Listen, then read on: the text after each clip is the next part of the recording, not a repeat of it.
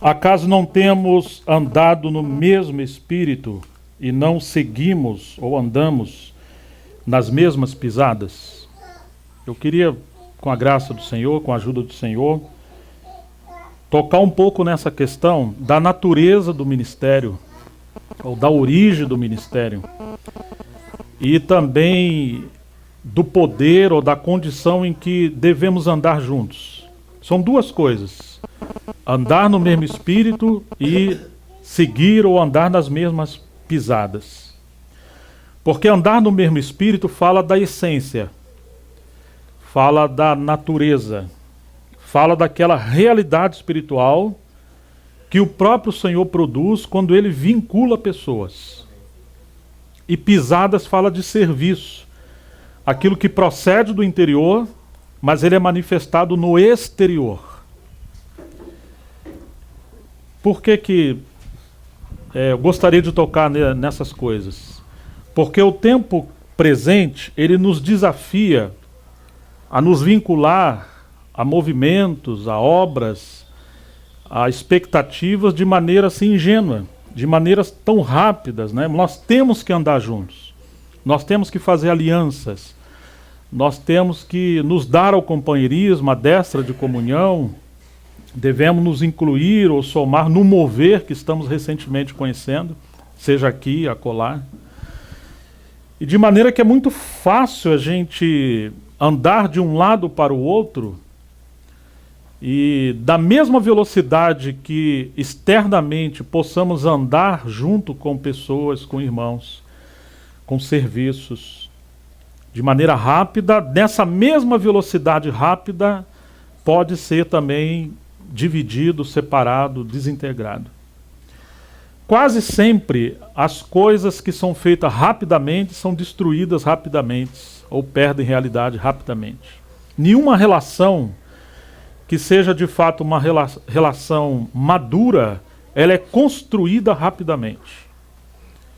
Tudo, inclusive a natureza nos ensina isso, né? Tudo tem seu tempo, né? De maturação, de processo. As estações do ano nos ensinam essas coisas. É preciso o inverno para as folhas caírem, todo falso fruto caírem e a realidade da árvore vir à tona, até haver a poda, a purificação e os novos frutos do verão chegarem. Nós às vezes queremos produzir fruto rapidamente da noite para o dia e não aceitar a poda do Senhor, a disciplina do Senhor. Mas a grande pergunta que eu acho que devemos nos fazer é: qual é a origem? De onde vem o que nos motiva a andar juntos? Por que estamos andando juntos? Ou por que queremos compartilhar juntos ou cooperar uns com os outros? Ou por que algumas pessoas querem que andemos junto com elas ou cooperemos com elas? Por que outros querem se aproximar de nós ou querem que nós venhamos nos aproximar deles? Porque a grande questão não é se as pessoas chegam e vão, ou se vamos a elas, se andamos juntos ou não andamos juntos. A questão é o que está por detrás disso. O que move isso?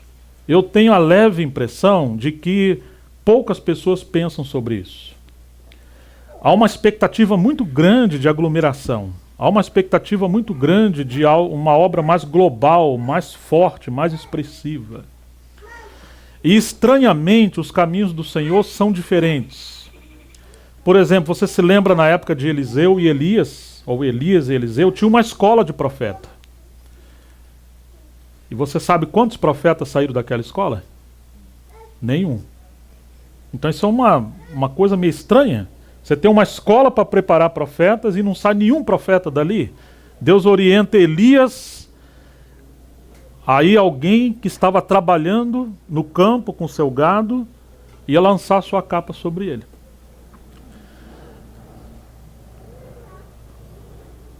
Obviamente, se formos seguir o lógico, o sucessor de Elias deveria vir da escola. Mas a questão é a escolha de Deus e não as estratégias humanas. Nós encontramos muitas escolas, muitas linhas, mas será que o que o Senhor busca está saindo daí ou nasceu daí? Não há problema em ter escolas, que Deus na sua graça, concedeu a George Miller, a Moody, a Torre e a outros irmãos ao longo da história treinar pessoas, e o Senhor usou essas pessoas, usou esses ministérios. Mas isso não pode ser uma imitação, uma técnica, uma coisa exterior, que porque o outro foi usado assim, vai dar assim. Deus tem as suas escolhas, Deus tem os seus modos, né? E estranhamente essas pessoas também, Moody, Watchman Nee, ou Torrey, eles foram coletados pelo Senhor na história da igreja em lugares aonde jamais provavelmente seriam coletados. Moody era indouto, Moody foi ignorado. E no entanto o Senhor escolheu ele e não escolheu outros. A questão é exatamente essa, a origem. Paulo está dizendo, olha, em Corinto está havendo, vou usar uma transliteração livre, um vai e vem muito grande de ministérios e obreiros. E o que está acontecendo é porque eles não têm origem, eles não têm uma natureza espiritual, eles têm que denegrir a minha imagem, a imagem de Paulo, para eliminar sua autoridade apostólica, e eles mesmos estão se sobrepondo. Eles se introduziram. Vocês podem ter 10 mil mestres, mas pai espiritual vocês só têm um, porque eu vos gerei pelo Evangelho. E eles estavam esquecendo dessa origem, ou dessa natureza de onde procedeu as coisas, que foi obra de Deus. E porque esses ministérios, entre aspas, não tinham essa natureza espiritual de revelação de Cristo, todas as pisadas deles eram forças naturais da alma, de estratégias, de técnicas, e por isso tinha que haver tantas manobras. Todo sistema é assim. O sistema se alimenta do sangue das ovelhas. Por isso tem que ter muita estrutura, um desenfreamento, um ativismo muito galopante que não nos permite refletir, orar, buscar o Senhor. Você tem que estar com a sua alma 100% ativa. Todo sistema é assim. Ou ele te leva a esse ativismo galopante, ou ele te leva àquela escola dos místicos no passado, que as pessoas ficavam suspensas com a mente abstrata, a uma meditação também sem a centralização de Cristo na palavra. São duas, a passividade e o ativismo, né? Mas quando Paulo está refutando a origem desses ministérios que estavam tirando os irmãos do propósito central de Deus, ele começa a mostrar princípios. A segunda epístola de Paulo e Filipenses são aquelas cartas onde Paulo fala da sua experiência, onde Paulo fala da natureza do seu ministério, da onde procedeu o seu ministério. Ele é muito pessoal nessas duas cartas. E é muito interessante que na primeira carta você tem o ministério de Paulo, e na segunda carta aos Coríntios você tem o Paulo obreiro. Na segunda você tem a pessoa e na primeira você tem o ministério. E quando você vê a pessoa de Paulo, o chamamento de Paulo, o caminho da cruz que ele tomou, e como o Senhor treinou, como o Senhor trabalhou com Paulo, você vai encontrar Paulo com seus companheiros, com alguns dos seus companheiros, e como Paulo se movia no ministério. Ele se movia porque o Espírito Santo guiava Paulo. Ele se movia porque ele tinha encargo espiritual. Ele não se movia porque ele tinha coisa para fazer, ou deixava de se mover porque não tinha coisa para fazer. Mas existia algo muito maior que motivava Paulo, da onde vinha essa energia de Paulo. E Paulo fala desse andar no mesmo Espírito, e é isso que eu me preocupo nesses dias. Como poderemos caminhar nas mesmas pisadas se nós não estivermos no mesmo Espírito? Bom, mas aí nós podemos estar no mesmo Espírito, mas eu faço uma outra pergunta: qual Espírito? Qual Espírito que quer nos guiar ou que iremos servir? Se analisarmos o Novo Testamento, os ministérios que de fato foram úteis ao Senhor e deixaram um legado e um avanço na obra de Deus, todos esses ministérios iniciaram com visão celestial, revelação direta de Deus. Nós temos vários irmãos usados pelo Senhor, mas poderíamos mencionar 4 de maneira específica: o ministério de Pedro, o ministério de João, o ministério de Paulo e o ministério de Tiago. Não que os outros não tiveram influência ou não foram pessoas usadas. Mas Tiago foi um mártir e talvez não seria o momento de gastar tanto tempo sobre ele, porque queremos tocar um pouco nessa questão de andar junto, e Tiago não pôde andar junto, porque Tiago morreu, um dos 12. Claro que isso é significativo, porque Tiago foi preparado pelo Senhor por aqueles 3 anos e meio para ser um mártir entre os apóstolos. E a nossa tendência é querer ser preparado pelo Senhor para ter um serviço a longo prazo. Mas será que estamos dispostos, como Tiago, a sermos treinados para Ele fazer conosco 100% o que Ele quiser? E se esse 100% que Ele quiser seja ser mártir, ou se não ser mártir, mas estar numa cidadela pequena, oculta, e você está escondidinho com o Senhor? Hoje muita gente lê T. Austin Sparks e fala de T. Austin Sparks. O Billy Graham e o próprio Christian Shen e outros irmãos, Billy Graham reconhece que Tozer foi o profeta de maior projeção no século XX. E muitos obreiros de peso, e o Shen fala isso, que o T. Austin Sparks e o Tozer foram os profetas de maiores projeções no século XX. E eles eram indoutos no sentido de teologia. E de maneira estranha, Sparks acabou sozinho. Ele viveu uma vida muito solitária e foi excluído da comunhão, excomungado da comunhão na sua época, porque as pessoas não entendiam o que Sparks falava. E ao mesmo tempo ele não se corrompeu, ele não diminuiu o nível do seu chamamento, porque as pessoas não tinham o mesmo espírito que ele. E se ele quiser andar nas mesmas pisadas que os outros, ele tem que negar esse espírito de revelação. E ele preferiu ficar com a natureza do seu chamamento. Ficar com a origem, porque se ele nega essa origem, então ele pode andar junto com as pessoas, mas já não há mais realidade espiritual.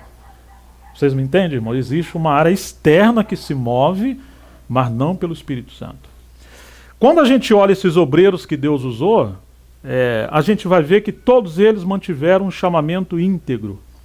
Eram homens de caráter, de personalidade, e eles tinham uma certeza vital do seu chamamento. Quando a gente não tem uma certeza vital do nosso chamamento, a nossa tendência é seguir o chamamento dos outros e andar pela luz dos outros. E por isso somos tão fáceis de sermos seduzidos aqui e ali. Quando você olha Pedro fala daquela visão que ele teve no Monte da Transfiguração. Que as coisas que Pedro estava anunciando não vinham de fábulas, de histórias externas. Ele mesmo viu o Senhor glorificado no Monte da Transfiguração. E ele teve a sua contribuição. Quando você vê Paulo fala do seu testemunho em relação ao seu chamamento. Como o Senhor se revelou a ele no caminho de Damasco. E ali mesmo fez o seu chamamento. Se você pegar o livro de Gálatas, talvez nós vamos tocar um pouco ali. Quando o Senhor se revela a Paulo, ele diz que o evangelho que ele fez os irmãos conhecer não veio de homem algum, não aprendeu com homem algum. Ele aprendeu diretamente do próprio Senhor. E quando ele teve essa experiência com o Senhor, você imagina o que Paulo fala? Ele não foi para Jerusalém estar com os apóstolos. Ele foi para o deserto da Arábia. Você percebe um caminho inverso? Quando nós não temos visão celestial e quando nós não temos essa convicção de chamamento, a nossa tendência é ir para Jerusalém e tentar encontrar Pedro, João. Ou seja, queremos procurar alguma cidade onde, quem sabe, está havendo um avivamento, uma obra assim que está chamando a atenção. E se lá você tem alguns obreiros proeminentes, então você chega lá. Quem sabe eles te aceitem para ser um discípulo. E se você tem ambição humana, você vai sacrificar qualquer coisa para querer ser um discípulo dessa escola. Paulo não fez assim, ele não foi a Jerusalém. Ele permaneceu no Senhor. Depois ele voltou a Jerusalém. 3 anos depois ele foi ter com Pedro, ficou 15 dias com Pedro e não viu nenhum dos apóstolos a não ser Tiago. Depois ele fala que passado 14 anos, por uma revelação, ele foi a Jerusalém e levou Barnabé e Tito. Mas ele deixa claro, está em Gálatas 2, que ele foi por causa de uma revelação que ele teve com o Senhor. Ou seja, ele sabia que Pedro, Tiago e João estavam no Evangelho antes dele. Mas ao mesmo tempo ele sabia, porque teve uma vocação, assim como o Senhor chamou Pedro, Tiago e João, entre os 12, é claro, para um ministério coletivo de forma específica aos judeus, o Senhor também levantou Paulo e Barnabé para um ministério específico aos gentios. E Paulo não se movia pela carne. E não havia pressão entre os irmãos que Paulo tinha que ir antes aqueles que estavam antes dele. Não havia aquele papismo, aquela Meca, aquela cidade que você tem que ir lá pedir permissão para alguém para você servir. Se a cabeça te levantou para servir na sua específica região, e ainda que tem o outro lado, Paulo falou, eu não estou trabalhando onde as pessoas lançaram o fundamento para eu não estar edificando sobre o fundamento alheio. Paulo não foi trabalhar onde Pedro estava trabalhando, onde outros estavam trabalhando. Ele foi onde o Espírito Santo enviou a ele com Barnabé. Por isso que não teria nenhum problema, é uma questão de princípio. Mas essa frase de Paulo, não andamos no mesmo espírito e não seguimos ou andamos as mesmas pisadas. Eu acho que essas duas frases, elas têm que realmente marcar o nosso coração, o nosso espírito nesse tempo que nós estamos vivendo. Nós devemos ter um coração amplo que inclua todos os nossos irmãos, sem exceção. Nenhuma.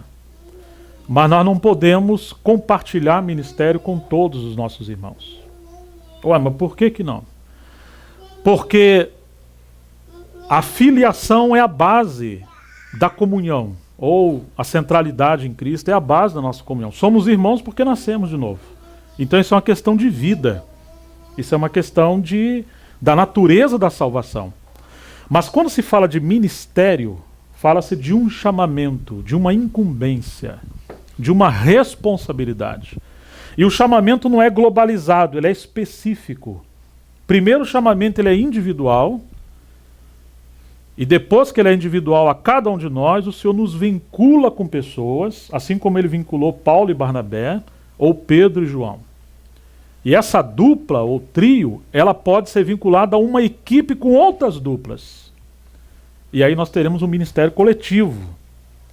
Mas, irmãos, se não há vocação pessoal, não há coletividade. Às vezes queremos andar juntos, mas andar junto com quem? Ou andar junto por quê? Então esses irmãos, eles tinham essas convicções bem arraigadas dentro deles. Porque existe uma outra coisa, que quando vem as crises, a única coisa que vai nos levar a manter de pé é essa natureza específica do nosso chamamento, em relação ao ministério. Todo ministério passa por fortes provações. Por que alguns vão sucumbir e outros permanecem de pé? E inclusive se entende que o período de maior produção é na tribulação, não porque estamos sendo limitados a sair, a pregar, a viajar, não, mas porque no meio da privação a visão está sendo alargada. Às vezes o Senhor nos priva de serviços externos, entre as assembleias, entre o ministério amplo, para alargar a nossa visão. Paulo teve aquela visão gloriosa do começo, depois teve um ministério explosivo, plantando igreja em muitos lugares, mas você vê que o último período de Paulo foi na prisão. E no período da prisão estão as cartas mais profundas de Paulo. Às vezes o Senhor precisa nos estreitar em algumas circunstâncias para alargar a nossa visão, para que, se formos nos mover de maneira ampla, seja com realidade espiritual e não ativismo. O fato de estarmos nos movendo, viajando, servindo, conferência, isso não significa ministério espiritual. Isso não pode significar necessariamente realidade espiritual. Pode representar só um ativismo, quando a natureza é sacrificada. Nós não podemos seguir nas mesmas pisadas se essas pisadas se tornam mais fortes do que a natureza do ministério. A essência, a vida, o espírito sempre tem que ser não só prioritário, mas ele tem que ser mais amplo, mais forte, maior. Se tudo que a gente tem se resume a serviços, irmãos, nós já estamos fora do espírito há muito tempo. Há pessoas que falam, irmão, eu não tenho tanto tempo para meditar na palavra, para orar, e até para estar com os irmãos que o Senhor nos vinculou, porque há muitos encargos. Eu não quero seguir esse caminho. Se os irmãos que andam juntos se vê só na hora de ministrar a palavra junto, onde estão o esperar em Deus? Onde está o esperar em Deus, o ministrar ao Senhor? Onde está aquela coordenação do Espírito Santo para fazer os arranjos para servirmos juntos? Vocês me entendem, irmãos? De alguma maneira, parece que o trabalho exterior se tornou algo como se fosse mais nobre do que essa obra ou esse arranjo interior do Espírito Santo entre os seus obreiros, ou entre os seus servos. Isso é tanto em relação à esfera de uma assembleia local, com seus presbíteros, seus anciãos, como no contexto da obra extralocal. Aquilo que Paulo falou aos presbíteros, os presbíteros de Éfeso, lá, ele disse: olhai por vós e por todo o rebanho. Qual que é a ordem ali primeira? Olhar pelo rebanho ou olhar por vós? Olhar pelo rebanho. Então, quando você tem uma assembleia que não tem uma comunhão de presbíteros, provavelmente essa assembleia vai estar à deriva.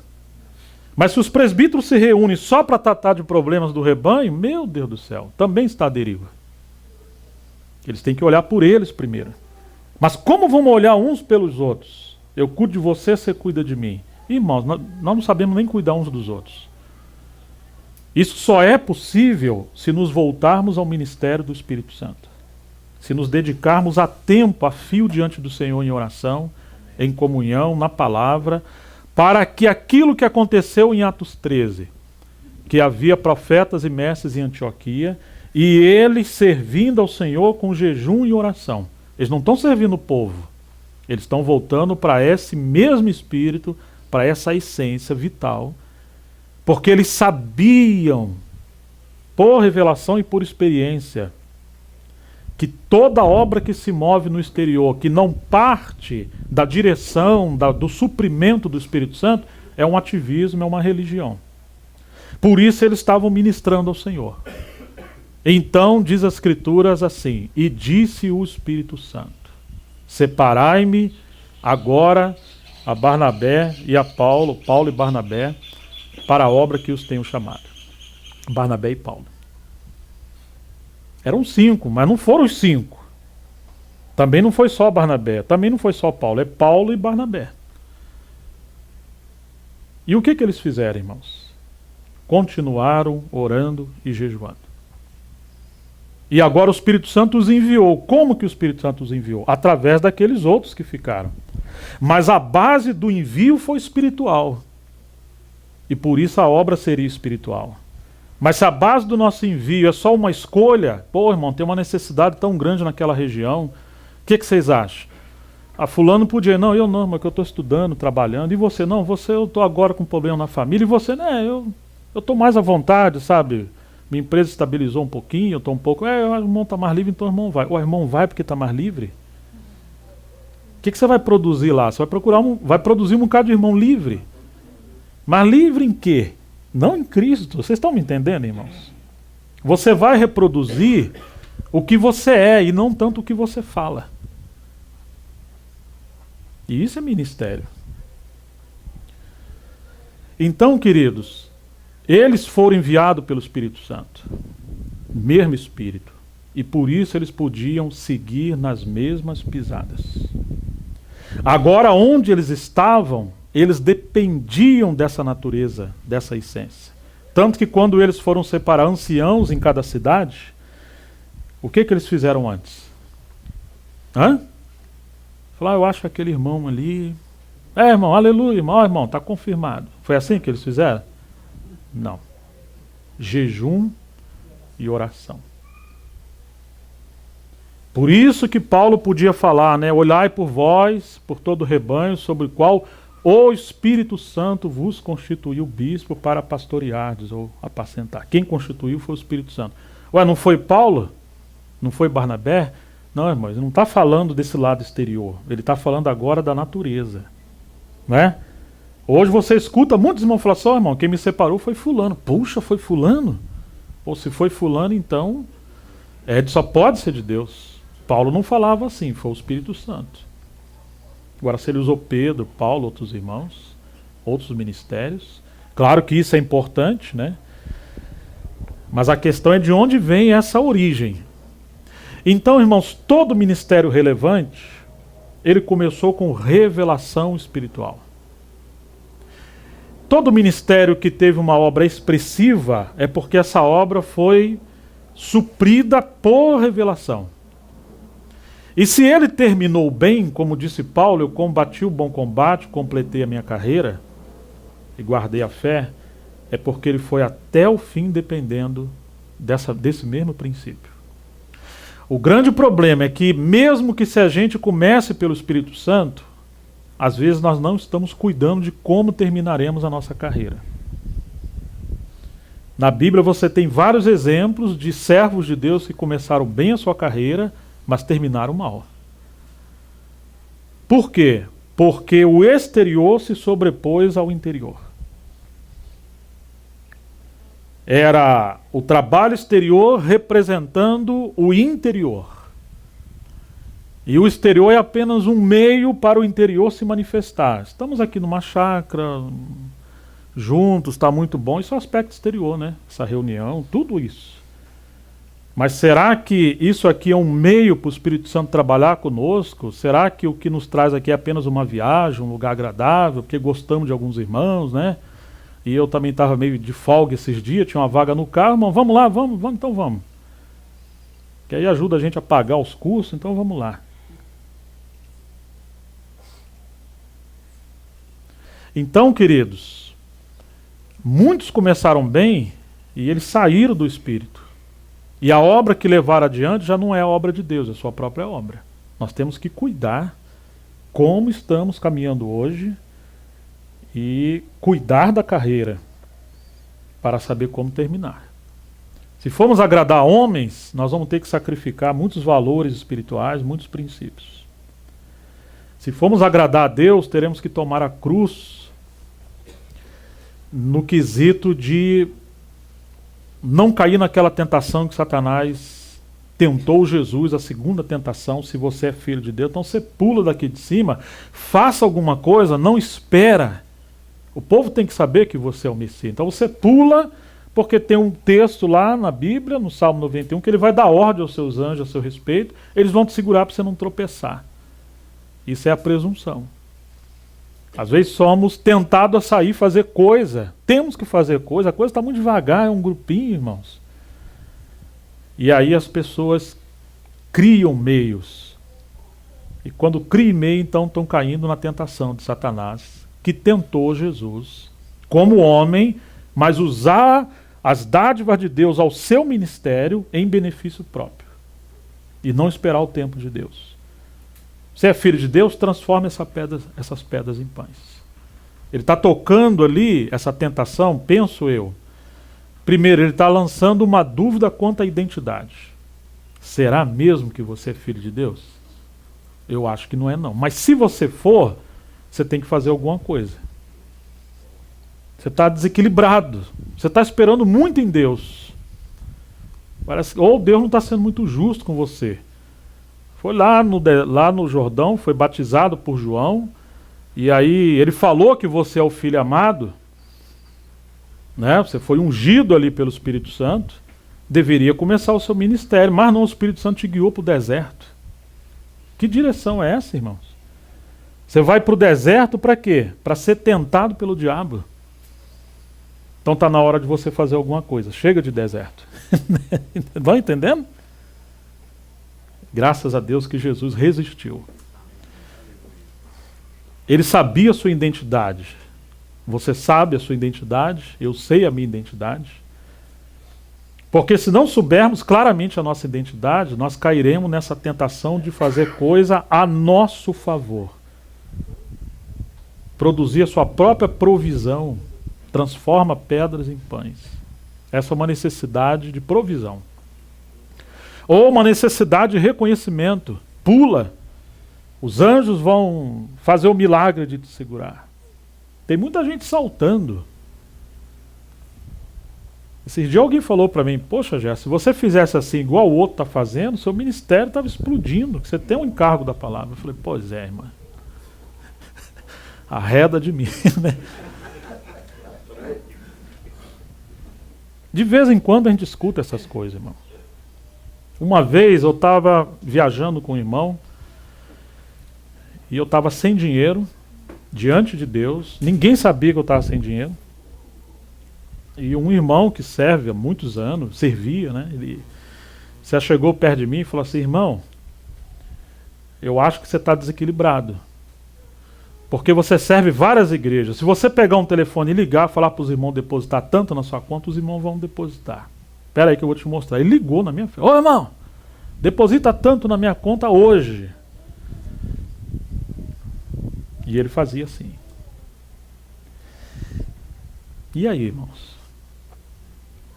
É uma escolha. Isso funciona, viu? Se as pessoas crêem no seu carisma, tem o seu testemunho, tem aquela confiança que o Senhor te usou, você pode fazer esse encargo ministerial virar uma empresa. Você usa uma estratégia de marketing, de serviço muito fácil, e você produz algo enorme.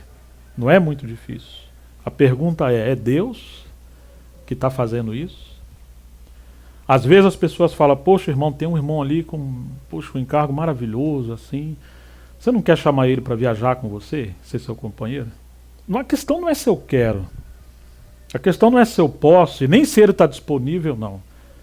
A questão é que eu não sou a cabeça, eu não sou o Espírito Santo. Se o Senhor realmente nos dirigir, como ele dirigiu Paulo a separar João Marcos, não João Marcos, a Timóteo, quis que Timóteo fosse com ele, e assim como outros, isso é o Senhor que está fazendo. Então nós, obviamente, vamos querer que os irmãos caminhemos juntos, ou que sejamos chamados para caminhar com outros.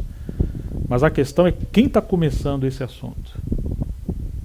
Como que a coisa está acontecendo? Recentemente eu estava indo para uma cidade, agora, semana passada, e eu tinha certeza que eu deveria ir para aquela cidade. Estava agendado para ir para aquela cidade, aconteceu um imprevisto e a Miriam foi sair para fazer uma comprinha. E antes dela sair eu falei, bem, peraí, deixa eu ver quanto que a gente tem no banco. Quando foi lá tinha R$11,80. Eu precisava de pelo menos R$500 para viajar e deixar a provisão em casa. Aí eu tinha uma reunião com os varões aqui em Montemor. Graças a Deus lá em casa tem um pé de limão abençoado, sempre tem limão. Eu falei, bem, cata uns limão, faz uma limonada, tem uns pãozinhos dormidos, você passa aquela manteiguinha, põe no forno e ora para o Senhor multiplicar e está tudo certo. Faz um café. Quando a gente morava na outra chácara, tinha umas galinhas, você matava as galinhas, está tudo resolvido, né? Então assim, quem está do lado de fora, nós somos ricos, né? Uma casa daquela, uma casa não é nossa, tem isso, mas tem, esse dia eu cheguei no lugar e falei, Gerson, quem diria, né? Você está com um carro de quase R$100 mil, o carro valia 25 mil. E fundiu o motor, irmão. Acho que não sei se foi praga que rogar, mas fundiu. Então assim, se você for se mover pelo exterior, um acha que você é rico, outro acha que você é um miserável e irresponsável que não cuida da família. Tem gente que acha que eu sou empresário. Mal sabe que a gente serve várias pessoas e não tira às vezes nada, né? E aí eu dobrei o joelho, eu fui orar, tive convicção de viajar. E tinha essa reunião, esse encontro aqui agora, que a gente precisava suprir, prover tantos mil. Claro que os irmãos estão, cada um assumindo a sua parte, mas sempre, quase sempre a conta não fecha, a gente tem que cobrir, né? E agora, irmãos, eu deixo de viajar porque só tem 11,80? A base da minha viagem, você tem 5 mil na conta, 3 mil, 10 mil? Ou é se o Senhor está enviando? Né? Ou em outras palavras, nos movemos no exterior porque no exterior está tudo ordenado?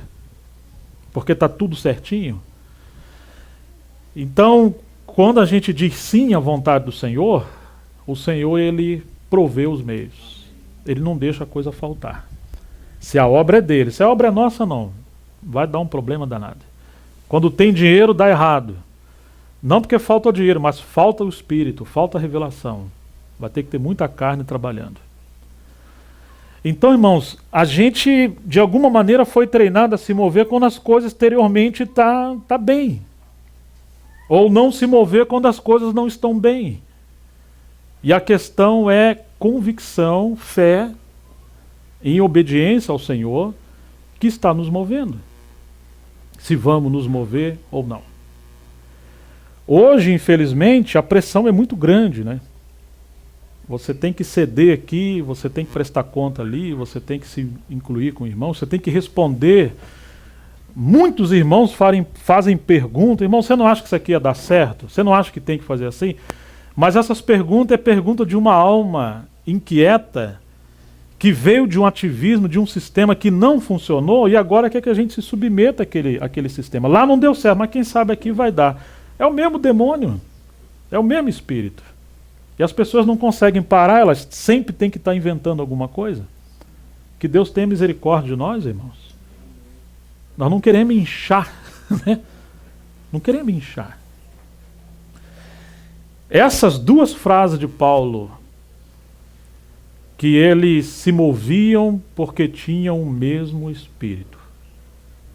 E eles andavam trabalhando junto, nas mesmas pisadas, porque eles tinham o mesmo espírito. Quando é o mesmo espírito, então as pisadas vai ser em realidade espiritual. Com todas as debilidades humanas, com todos os processos humanos, que o Senhor esteja trabalhando com Paulo e Barnabé. Eles discutiram uma vez, veementemente, se separaram, depois lá no final, Paulo reconhece o seu sobrinho de Barnabé, né, João Marcos, enfim. Mas eram irmãos que Deus uniu. Deus não uniu homens perfeitos. Deus uniu pessoas imperfeitas para serem aperfeiçoadas juntas. E por isso tem que tomar a cruz. Mas esse cuidado que devemos ter, irmãos, andar no mesmo espírito. E andar nas mesmas pisadas. Deixa-me tocar um pouquinho em Gálatas.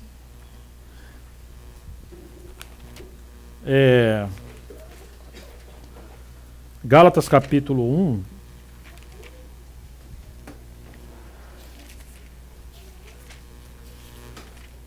Que é texto que nós já mencionamos, né?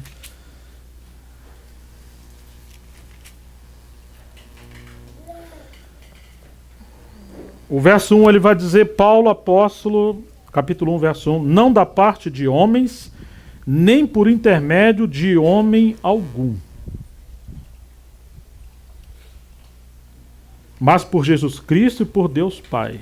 Então você tem a natureza do ministério de Paulo. Ele não tem aprovação dos homens primeiro. Por mais que seja um Timóteo, não pode ser por parte de homem algum, nem por intermédio de homem algum, nesse sentido. O que eu me refiro aqui é que Paulo não se tornou um obreiro porque Pedro chamou ele para ser um obreiro. Porque os que estavam em Gálatas, eles reivindicavam isso, né? Por mais que Paulo foi usado para que outros fossem introduzidos, mas esses foram introduzidos porque primeiramente o Espírito Santo trabalhou com essas pessoas e incluiu eles junto com Paulo e os outros, porque se aquela equipe de Paulo era espiritual e nasceu pelo Espírito Santo, somente quem era espiritual e nasceu pelo Espírito Santo poderia ser colocado junto. Não é uma questão de escolha humana. Vocês me entendem, irmãos?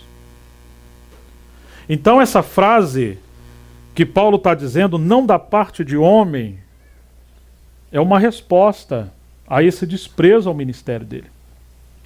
E é uma resposta àqueles que ostentavam o ministério, mas que esse ministério tinha por base humana, uma escolha humana. No verso 6 ele diz: admira-me que estejais passando tão depressa daquele que vos chamou na graça de Cristo para outro evangelho, o qual não é outro senão que há alguns que vos perturbam e querem perverter o evangelho de Cristo, mas ainda que nós mesmos, ou um anjo vindo do céu, vos pregue evangelho que vá além do que vos temos pregado, seja anátema. Ou seja, eles começaram no espírito, e eles estavam acabando na carne. E por que você tem que criar uma série de coisas no exterior, inovações, transformações, se o interior não se mover, irmãos, então nós vamos ter que produzir alguma coisa do lado de fora, porque o interior está devagar. Eles queriam ser aperfeiçoados rapidamente, sem a operação da cruz e do Espírito. Como isso não estava acontecendo, então eles estavam agregando coisas ao Evangelho. Então tem muitas coisas hoje que são fermentos na massa ministerial e faz isso se multiplicar rapidamente. Mas você tem que sacrificar o Evangelho, porque você não vai achar base na Escritura para aquilo. Então precisa saber essa questão de identidade. Quem somos nós? Para que fomos chamados? A quem vamos agradar? Como vamos caminhar? Com quem vamos caminhar? Qual é o encargo que temos? Qual é a proposta que Deus nos colocou para servir as pessoas? Se a gente não sabe isso, o que somos nós então, irmãos? Então, Paulo está dizendo, ainda que nós ou um anjo. Hoje, raramente os obreiros falam, irmãos, sejam como os berianos, examinem. Porque se os anjos deixaram a sua base de esfera que o Senhor colocou e eles se rebelaram e caíram, o que dizer de nós? Então, todo verdadeiro servo de Deus não vai querer centralizar os encargos nele, mas vai falar, olha, examina a Escritura. Veja se condiz. E se eu mesmo for além do que está escrito, então vocês não recebam. Mas quando se perde identidade, não, foi fulano que falou. Foi fulano? Foi. Então pode ter certeza que se fulano falou, é de Deus. Opa, mudou a natureza. Mudou a base. Mudou o centro. Estão me entendendo, irmãos? Mudou o centro. Porventura, vamos ao 10. Procuro eu agora o favor dos homens ou de Deus? Você está buscando não só o favor, mas você está buscando a aprovação de quem? Que às vezes as pessoas chegam, sabe, irmão, nós já estamos lá há tanto tempo fazendo isso, beltando, tá, e quer te dar aquele mundo de explicação. Para que você faz isso? Você está buscando reconhecimento? Você quer provar que você está mais acima que os outros? Que você é primeiro que os outros? Paulo diz que ele não quis estar em Corinto em sabedoria humana, em demonstração de sabedoria humana. Ele tomou a cruz e foi em demonstração de espírito e de poder para que a vossa fé não se apoiasse, você lembra em quê? Sabedoria humana, nos homens. Mas em quem? Em Deus. Ele fala, nós não nos pregamos a nós mesmos. Por que os homens falam tanto de si mesmos? Porque isso é ostentação. Então o que vocês pregam, Paulo? Cristo e este crucificado. Porque os gregos buscam sabedoria e os judeus estão buscando sinais. Essas duas correntes. Tem que ter milhares de livros, de literatura, de tanta coisa, irmão. Mas o que nós conhecemos de Cristo, do Evangelho autêntico, dos nossos fundamentos cristocêntricos, bíblico. Esse era o caminho de Paulo. Ele não estava querendo agradar os homens. Então nós precisamos ser revisados, né, de tempo em tempo. Porque pode ser que começamos no Espírito, mas somos seduzidos a ir numa velocidade mais rápida. E já deixamos o Espírito Santo para trás, estamos produzindo coisas misturadas com fermento. A quem queremos agradar, irmãos? Por que estamos nos movendo dessa maneira? Ou procuro agradar a homens? E ele fala do favor dos homens. Porventura procuro eu agora o favor dos homens ou de Deus? A aprovação, a confirmação, a comissão. Ou procuro agradar a homens? Se agradar ainda a homens, não seria servo de Cristo. Isso é um princípio. Se você quiser agradar homens, você sacrificou esse princípio de ser servo de Cristo.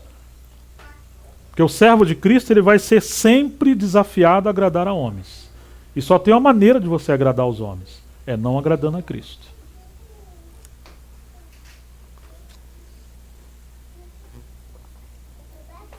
Estou de um jeito que eu não posso nem mexer aqui, não vai cair tudo. Estou debaixo da disciplina dos irmãos aqui. Faço-vos, porém, ele está dizendo, se agradasse ainda ao homem, não seria servo de Cristo. Faço-vos, porém, saber, irmãos, que o evangelho que por mim anuncio não é segundo o homem. Porque eu não o recebi nem o aprendi de homem algum, mas mediante revelação de Jesus Cristo. Eu acho isso aqui tão essencial, tão básico. Porque as pessoas reivindicavam que tinha que vir de Pedro, tinha que vir de Tiago, porque Tiago era irmão do Senhor, né? Tinha que vir de João. Mas o Senhor estabeleceu um centro inegociável que é o seu filho. Não é Pedro. E não são os outros. E Paulo aprendeu diretamente do Senhor. Mesmo que posteriormente Paulo e os demais foram usados para transmitir o evangelho a tantos, ele fala que, ele deixa claro isso, que nós devemos aprender Jesus Cristo. Paulo ia passar, mas eles deveriam continuar aprendendo Jesus Cristo, dependendo de Jesus Cristo, recebendo dele. Às vezes nós temos aquela sensação que Paulo recebeu direto de Cristo e todo mundo recebeu de Paulo. Aí Paulo morreu, então só ficaram os escritos de Paulo e tudo que Deus fez para aquela época foi para aquela época. Não, irmãos. Foi o mesmo Senhor que revelou a Paulo, o mesmo Senhor que revelou a todos os demais irmãos que de fato tiveram revelação. A diferença é que ele revelou a Paulo diretamente e revelou aos irmãos indiretamente. Mas o aspecto fundamental não é o instrumento que ele usou, mas é se de fato ele transmitiu. Obrigado, querido. Porque se a nossa centralidade foram pessoas proeminentes, ministérios que Deus usou, mas quando esses ministérios partirem, morre-se tudo, então isso significa que nunca recebemos nada. Mas se de fato é Cristo trabalhando, a obra do Senhor vai continuar. Claro que há um porém, a primeira geração viu, a segunda geração não tanto, a terceira já não viu mais nada, está só com a casca exterior. Mas não é porque o problema está em Deus, o problema está na inversão de valores. As pessoas deixam de depender do Senhor, daquele mesmo frescor, de ir ao Senhor, e se acomodam em receber daqueles servos que o Senhor colocou. O tempo que vivemos hoje nos desafia, aqueles que têm o encargo de estar à frente, a levar os irmãos a não centralizarem neles, mas a dependerem de Deus. Mesmo que ele colocou os seus ministérios, mas é para equipar e aperfeiçoar os santos. Ou seja, os mestres deveriam ensinar os irmãos a também serem mestres, a também estudarem a palavra, a também estudarem a como obter os assuntos essenciais da palavra. Os pastores deveriam apacentar o rebanho, levando os irmãos a cuidarem uns dos outros. Os evangelistas, como levar os outros a evangelizar. Agora, quando você tem um mestre que ensina, mas ele não passa os segredos do ensino, então todo mundo fica dependente dele. Se ele falta, pronto, temos um grande problema. Isso é centralização. Você já reparou que é mais ou menos assim? Deixa eu dar uma ilustração. Uma vez eu estava no Rio, recém-casado, nunca mais esqueci disso. Aí um irmão foi lá em casa. Ô, irmão Gerson, oi. Eu estava sem nada para fazer em casa, aí eu vim aqui estar com o irmão, como se eu não tivesse nada para fazer. Ou seja, o que levou esse irmão a estar indo lá em casa é porque ele não tem nada para fazer. Ele não procurou uma ocupação. Então você tem que ajudar ele a encontrar alguma coisa para ele fazer, né? Porque dá a entender que se ele não tem o que fazer, então ele vai na minha casa que eu também não tenho nada para fazer, né? Então ele vai procurar alguém desocupado. Às vezes as pessoas chegam para nós e falam assim, irmão, lá na Bíblia fala assim, o que quer dizer isso aqui? E eu tenho agora, nos últimos anos, não respondido muito rapidamente. Porque é o mesmo, é a mesma, eu fiz uma anedota, mas é a mesma coisa. As pessoas hoje são preguiçosas, são indisciplinadas. Quer tudo pronto. Essa geração cibernética, né, de celular, de tudo, tá todo mundo ali, mas ninguém sabe nada, né? Falei, irmão, por que você veio perguntar a mim? Porque eu acho que você sabe. Mas por que você acha que eu saiba? Ah, porque você tem um dicionário em casa. E você tem um dicionário? Né? Então, se você for ver bem, o que ele precisa não é de resposta. O que ele precisa é de encorajamento. Eu não estou dizendo para a gente corrigir os irmãos asperamente, não é isso que eu estou falando. Mas é de encorajar os irmãos a, no lugar de depender cegamente de um servo do Senhor, assim, encorajá-los que eles podem buscar o Senhor, que eles devem estudar as Escrituras. Garimpar. É claro que deve ter responsabilidade para não chegar depois na Assembleia e estar falando coisas que eles não conferiram com irmãos que têm o ministério da palavra. Que esse também é um outro problema. As pessoas acham que se alguns têm um ministério da palavra, então todo mundo tem um ministério da palavra, então todo mundo pode chegar e falar. Esse também é um outro extremo da democracia, que também não é assim. Não é isso que a Bíblia ensina para nós. Mas enfim, irmãos, a gente encontra que essa necessidade de se voltar à essência, de se voltar a essa busca, de se voltar a essa comunhão mais essencial. Tem gente que tem mania de fazer pergunta. Assim como tem gente, minha filha está dirigindo do meio e eu estou ajudando, e às vezes eu estou na estrada, eu falo, ó, filha, você está vendo um Fiat Uno aqui atrás de mim? Não estou desmoralizando quem tem um Fiat Uno, mas está pedindo passagem. Eu estou a 120 por hora na Bandeirantes. Eu vou dar passagem, depois eu dou passagem, vai entrar na minha frente, aí volta para 100, 110. É uma mania, sabe, de estar cortando. E tem gente que na igreja é assim. Ele tem mania de se meter em problema, meter em coisa, quer viajar, quer perguntar. Mas é aquele assunto lá no Apocalipse. Falei, irmão, como é que está a sua leitura dos evangelhos? Ih, irmão, faz tempo. O que diz assim, irmão? Então volta para os evangelhos. É um encorajamento que eu te dou. Não vai para aí, não. Mas é uma mania que a gente tem. Então hoje, muita coisa que se tem hoje é essa inquietação. Se temos uma assembleia local, tem que estar falando de coisas muito extraordinárias. Mas a gente às vezes deixou as coisas básicas da fé. Lembra do livro de Hebreus? Hebreus 6, Hebreus 5 fala que eles já deveriam ser mestres, mas se tornaram vagarosos. Mas no 6, eles estavam dando volta nos rudimentos. E eles não se permitiam ir por aquilo que era perfeito. Ali era o extremo de ter os rudimentos e não se permitir avançar. Hoje nós temos o extremo de estar avançando em muitos lugares, mas não temos fundamentos claros da palavra. E por isso as coisas estão tendo muitos problemas. O equilibrado é fundamentos e depois edificação sem negligenciar os fundamentos. Alguns estão indo muito rápido sem fundamento. Outros têm fundamento, mas não saem daqueles fundamentos. Então quando você encontra a origem de Paulo, que gerou tantas essas assembleias dos gentios e também o ministério de Pedro e os demais, você vê que eles sustentaram essa base sólida espiritual da revelação de Cristo e o ministério que eles exerciam entre os santos era transmitir essa realidade, para se manter essa realidade. Quando essa realidade começou a sofrer alguns danos, o Senhor corrigiu, de diferentes maneiras, mas uma delas foi que Paulo corrigiu Pedro publicamente. Esse é o capítulo 2 de Gálatas, para que a verdade do Evangelho permanecesse entre os irmãos. Precisou haver correção. Mas vamos tentar terminar.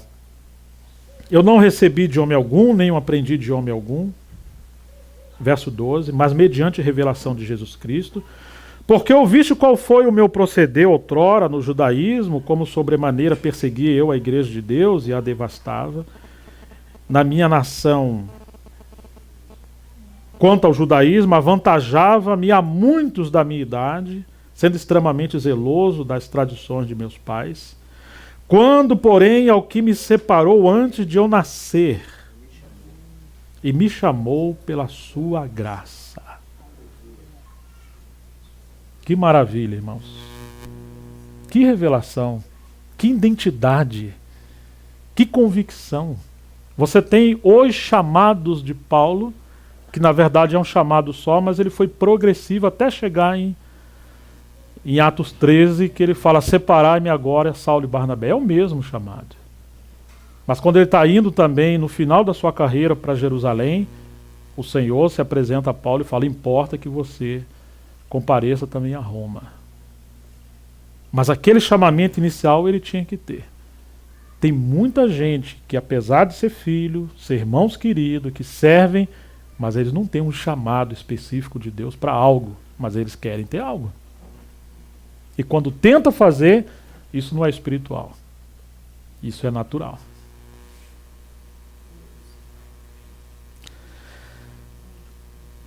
Aprove a Deus revelar seu Filho em mim para que eu o pregasse entre os gentios. O que você está pregando? O que eu estou pregando? Se não for essa realidade interior, isso não pode ser chamado ministério da palavra. Irmãos, nós precisamos revisar o que é ministério. Ah, fulano tem um ministério. Qual ministério? Que ministério? E aí quando você vai ver, não é ministério. Ele está falando de si, para se sobrepor a si mesmo sobre os demais e manter um público ao redor dele. Isso não é ministério. Tem nada a ver com Cristo. Sem detença não consultei carne e sangue, não consultei homem algum, nem subi a Jerusalém para os que já eram apóstolos antes de mim. Não é uma rebeldia, é uma direção. Mas parti para as regiões da Arábia e voltei outra vez para Damasco. Decorrido 3 anos, então subi a Jerusalém avistar-me ou familiarizar-me com Pedro, Cefas, e permaneci com ele, não com a igreja, não pregando, não para uma conferência. Permaneceu com ele 15 dias. Hoje as pessoas não querem permanecer com os servos de Deus. Elas querem fazer coisas. O Senhor trabalhou de diferentes maneiras, mas você vê ora ele com uma multidão. Esse, digamos, é um aspecto exterior do ministério do Senhor. Você via o Senhor em Jerusalém, debatendo ali com os mestres, escribas e fariseus no contexto judaico da sua casa, no contexto do Velho Testamento. Esse é um cenário mais da obra. E você vê o Senhor naquela base essencial com os discípulos, que eram aqueles discípulos que o Senhor mantinha um vínculo muito íntimo. E ele tinha um outro círculo ainda, que era aqueles vários outros discípulos, como Arimateia e outros mais, mas que não tinha essa mesma intimidade que os 12, e Marta, Maria, Lázaro e outros irmãos. Esses íntimos, o Senhor permanecia com eles. Os segredos do coração do Senhor estão com esses, dessa base mais íntima. Era essa base que nutria o ministério, era essa base que mantinha uma comunhão, era essa base que encontrava um descanso, era essa base que encontrava alimento, era essa base que expressava o testemunho do Senhor, e não aquela obra de aglomeração no exterior. Foi aquela multidão que seguiu o Senhor que gritava no futuro: crucifica-o, crucifica-o. Aquela multidão não tinha visão espiritual. Às vezes nós nos iludimos com multidão. Achamos que a aprovação de um ministério está com a multidão. Não está. A ilusão está com a multidão. Quando o Senhor está na cruz, cadê a multidão ao pé da cruz? Não havia multidão. Havia um remanescente muito pequenininho ali. E interessante que haviam mais mulheres do que homens. Então, queridos, não devemos nos iludir com essas coisas. E não vi outro dos apóstolos senão Tiago, o irmão do Senhor. Nós precisamos, com a graça de Deus, de irmãos, com esse peso, com essa envergadura. Vai viajar, irmão? Vou. Ou você está indo para onde? Eu estou indo visitar o irmão X. Como? Eu estou indo visitar o irmão X, nós vamos ficar 1 semana junto. As pessoas se assustam com isso. Porque você não está indo para uma conferência, você não está indo para um encontro, você está indo gastar dinheiro, uma semana de trabalho, deixar a família, para estar com um irmão. É exatamente isso que eu estou falando. Se você ler a biografia do Atmani, você vai encontrar nas entrelinhas a satisfação dele quando ele ia para a Europa e lá ele gastava tempo com o irmão T. Austin Sparks. As poucas vezes que tiveram, mas parece que para ele isso era maior do que tudo. E você vê a mudança radical do ministério do Atmani e no ministério de Sparks, porque os dois se complementavam um com o outro. Hoje as pessoas para se encontrar têm que ter um evento, porque já não são mais amigos. Não tem companheirismo. Que o Senhor nos guarde dessas coisas. Talvez a sua obra, a minha obra, como foi a obra de Madame Guyon, é cuidar de uma pessoa. A Guyon não, a Margaret Barber. Cuidar de uma pessoa. Alimentar um jovem. Só isso, irmãos. E aquele jovem, sim, como foi o Ni, teve um ministério expressivo. Mas é fruto do trabalho dessa irmã. Tem homens na história da igreja que o Senhor manteve eles no anonimato. Mas eles eram como aquelas estacas do tabernáculo que estão escondidas, enterradas na terra, mas se você tirar o tabernáculo cai. Todo mundo quer estar lá em cima, né? E essas colunas? Que estão ocultas, mas que são essenciais. Estamos desejosos de ser também? Ora, acerca do que vos escrevo, eis que diante de Deus testifico que não minto. Depois fui para as regiões da Síria e da Cilícia, e não era conhecido de vista das igrejas da Judéia que estavam em Cristo. Mas Paulo, se você está em Jerusalém, 15 dias, por que você não foi ter com as igrejas? É tão bom visitar as igrejas, mas quando a motivação não é pura... Ô irmão, eu quero conhecer as igrejas. Para quê? Para você ser conhecido das igrejas? Paulo não foi visitar as igrejas. Hã? Estão entendendo, irmãos? Que é muito bom ter comunhão, é muito bom, mas qual é a motivação?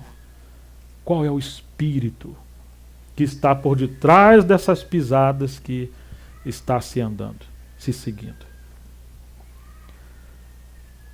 Ouviam somente dizer: aquele que antes nos perseguia, agora prega a fé que outrora destruía. E glorificavam a Deus a meu respeito.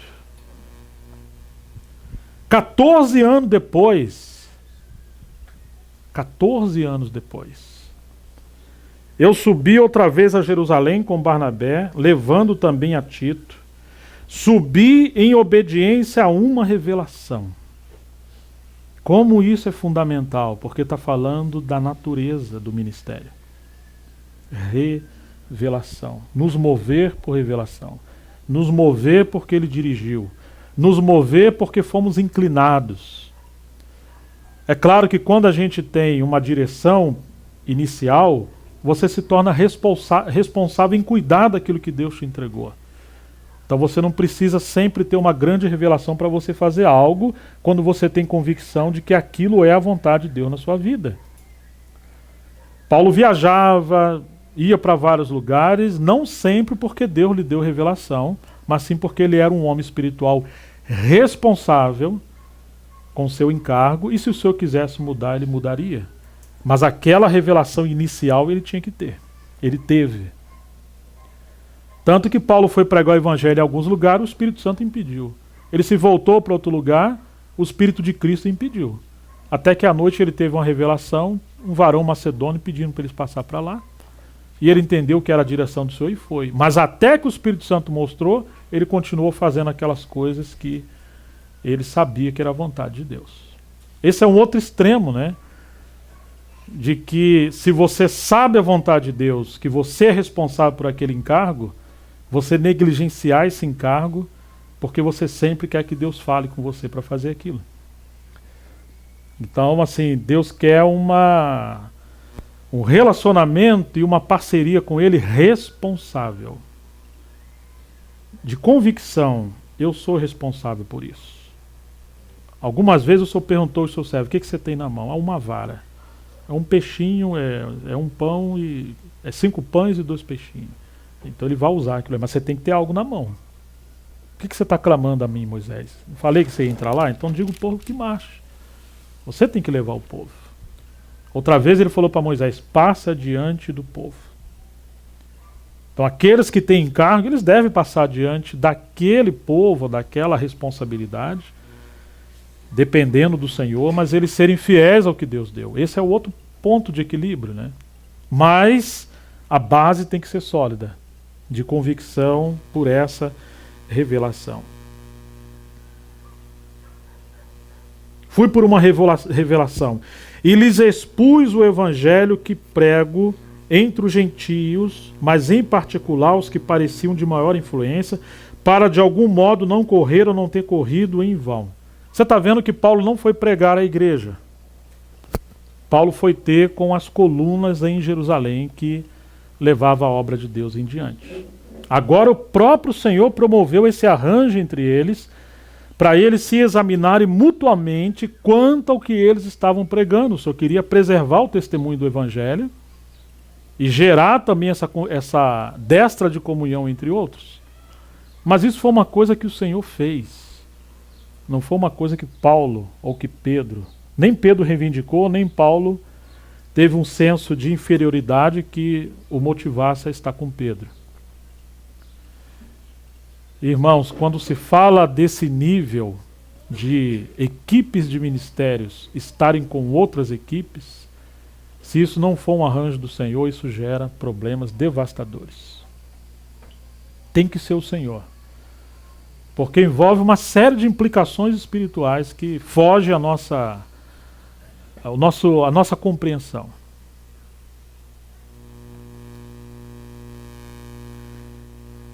Para de algum modo não correr em vão, ou não ter corrido em vão. Contudo, nem mesmo Tito, que estava comigo, sendo grego, foi constrangido a circuncidar-se. E isso por causa dos falsos irmãos que se entremeteram com o fim de espreitar nossa liberdade que temos em Cristo Jesus e nos reduzir à escravidão. Agora presta atenção nisso. Eles vão a Jerusalém e vão estar com Pedro, Tiago e João especialmente. Mas nesse contexto, é um background, é um contexto de ministério apostólico. E você tem alguns falsos irmãos que se introduziram para seduzir. Eles não respeitaram limites espirituais, porque essas pessoas estavam inflamadas com esse espírito de fazer coisas, de provar para os outros que eles têm uma novidade, eles têm algo para falar. E aqui era a circuncisão. Às vezes as coisas não estão claras, né? Porque não se faz separação entre vida e serviço. No tocante à vida, os privilégios são para todos, somos todos iguais. O mesmo sangue, a mesma vida do Senhor que foi derramada sobre nós. Mas no tocante a serviço, Deus colocou limites espirituais para cada um de nós. Ele deu esfera de ação, Ele que demarca, Ele deu dons, ministérios, e cada um, com a graça de Deus, precisa aprender a entrar e sair no serviço sem prejudicar os outros e trabalhar em conjunto com os outros. Aqui houve uma intromissão. Era um espírito por detrás de pessoas indisciplinadas. De alguma maneira, esse momento agora em Jerusalém,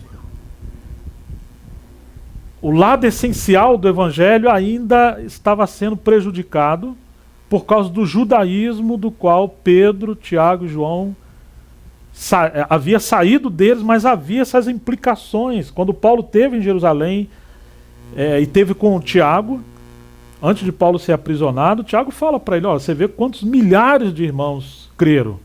Todos eles estão preservando os costumes da lei. Ou a maioria deles estão observando. Então, assim, esse critério da salvação absoluta pela graça de Deus em Cristo Jesus ainda não era tão claro para alguns. E aí Paulo está dizendo que ele esteve lá, e nem mesmo Tito, que estava comigo, sendo grego, foi constrangido a circuncidar-se. E ele fala desses falsos irmãos, né? Que foram espreitar a liberdade que eles tinham em Cristo e reduzi-los à escravidão. Qual escravidão? Não é somente a escravidão da lei, mas a escravidão de fazer coisas que não procede dessa vida do Espírito. É certo ou errado circuncidar? Não, é melhor se circuncidar. Não só porque na lei tem que circuncidar, mas porque agora muitos irmãos podem não entender, então é melhor circuncidar. Puxa, mas como é que eu chego por gentios depois e vou falar que é melhor circuncidar, se vocês não sabem nem o que é circuncisão? Às vezes nós queremos impor aos irmãos que façam coisa porque é melhor fazer. Mas melhor para quem? Porque não queremos sofrer as sanções da cruz? Vamos agradar quem? Estão entendendo, irmãos?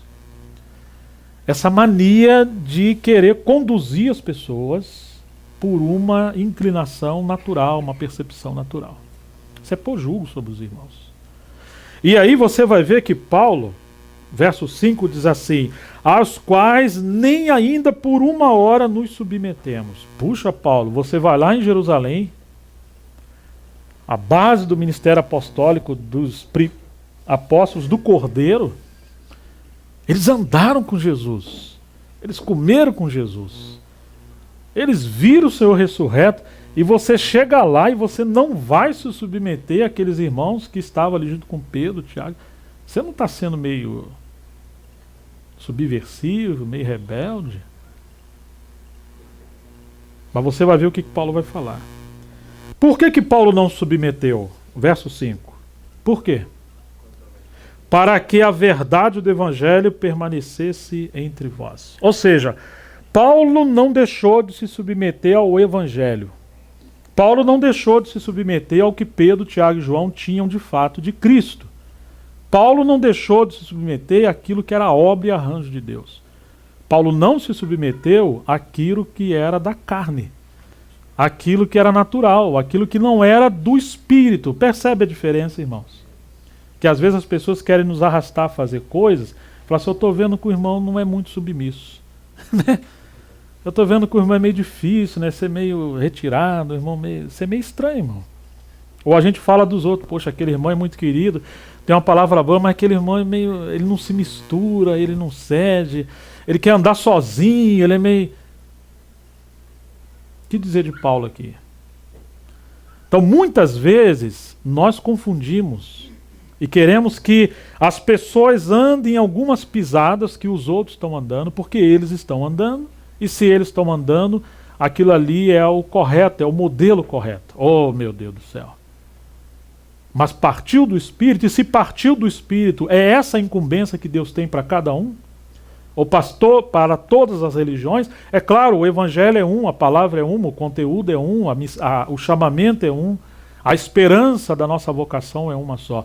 Mas as circunstâncias, as conjunturas, ainda a esfera cultural, são diferentes. E nós temos que respeitar a maneira que Deus vai agir nas suas diferentes conjunturas e aplicar o senhorio de Jesus Cristo ali. E nós não podemos querer controlar uns aos outros, em seguir algumas esferas de pisadas, mas que não partem dessa revelação interior do Espírito Santo. Não é?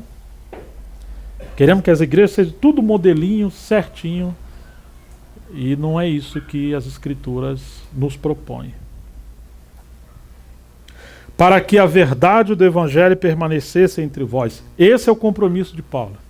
Esse deve ser o nosso compromisso. A verdade do Evangelho. Oh, irmãos, como isso aqui é importante. E quanto àqueles que pareciam ser de alguma influência, quais tenham sido outrora, não me interessa. Oh, meu Deus do céu, o que é isso, Paulo? Oh, irmãos, a gente está vivendo um momento onde há uma sedução de todo mundo está no mesmo nível. Por que ter reunião de ancião? Todo mundo é igual, está virando um sistema de clero e leigo. Somos todos irmãos. As pessoas estão cedendo a esse combate contra a autoridade espiritual. Não a autoridade de um irmão, mas a autoridade do Senhor, da cabeça entre alguns irmãos. Paulo era muito longânimo com os novos convertidos, muito longânimo com algumas assembleias, mas Paulo era extremamente rigoroso com os obreiros, e especialmente com os falsos obreiros.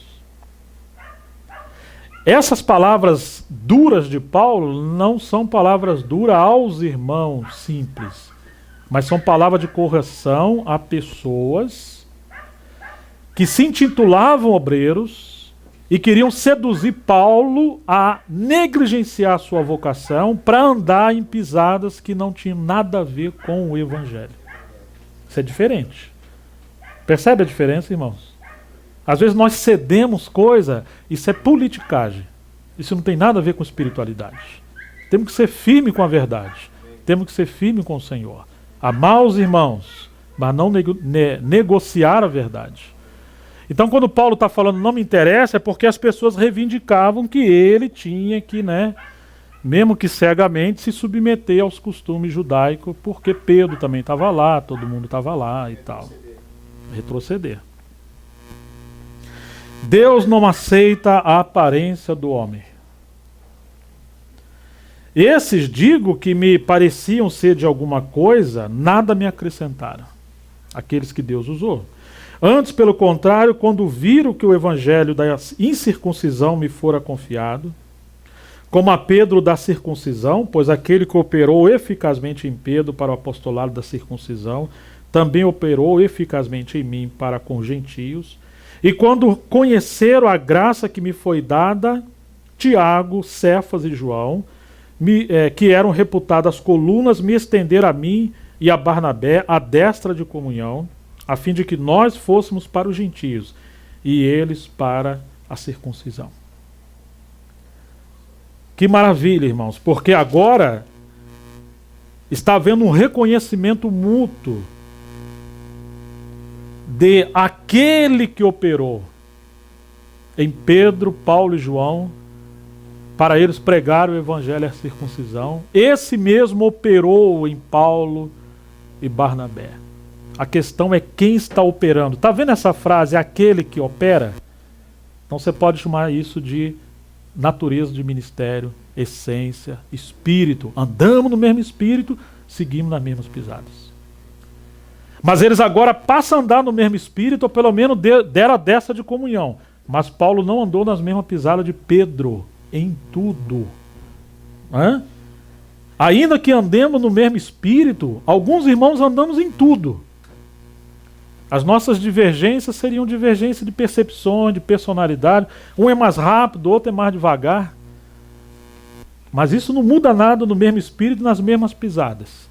Quando eu me refiro a ministério. Isso são personalidades e percepções diferentes. O que o Senhor faz é que o que anda devagar, ele é puxado um pouquinho com o que anda mais forte, mais rápido. E o mais rápido falou, o de trás, falei, irmão, vai um pouquinho mais devagar. Mas não é isso que eu estou me referindo. Porque nós vamos ter pessoas com percepções e personalidade variadas. Não é isso, irmãos. Às vezes nós queremos escolher as pessoas que são mais ou menos como nós para a gente andar junto. Não, isso funciona num clube, em qualquer outra coisa. Isso não tem nada a ver com o ministério. A questão é aquele que opera. E a gente dá a destra de comunhão uns aos outros, porque ele deu essa direção. E a gente agora respeita e aprecia, valoria as medidas de cada um.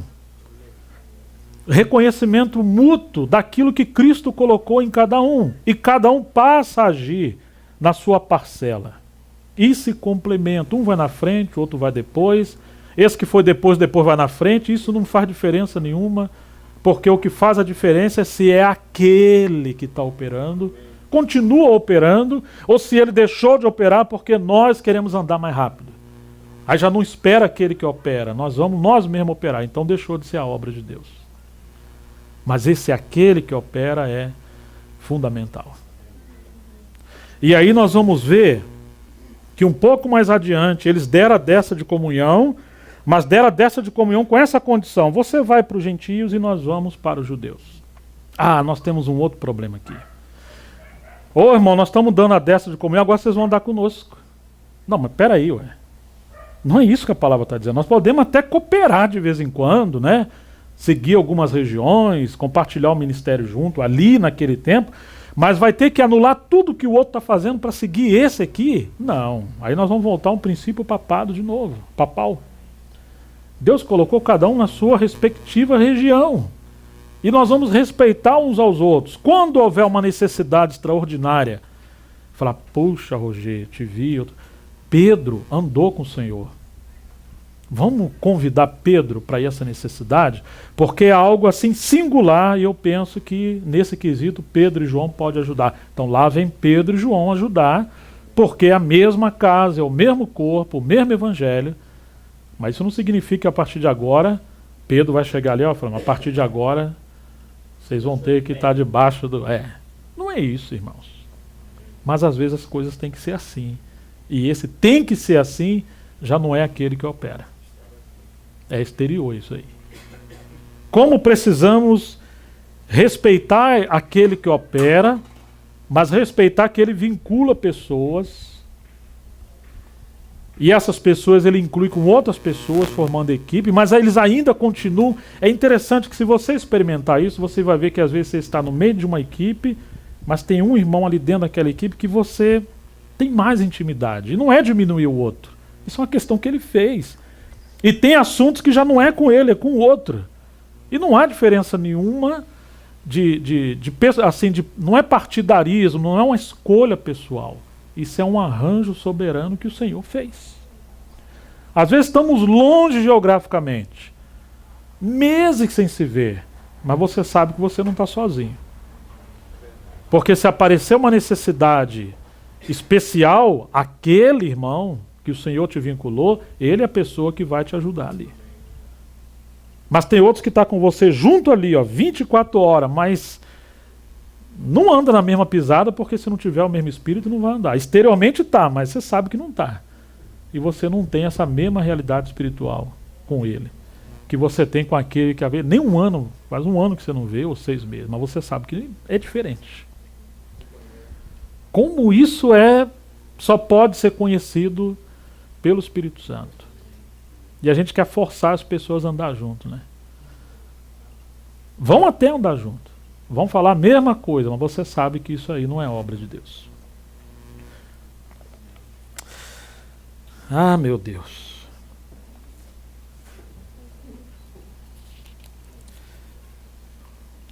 Pedro recomendando nos verso 10, somente que nos lembrássemos dos pobres, o que também me esforcei por fazer.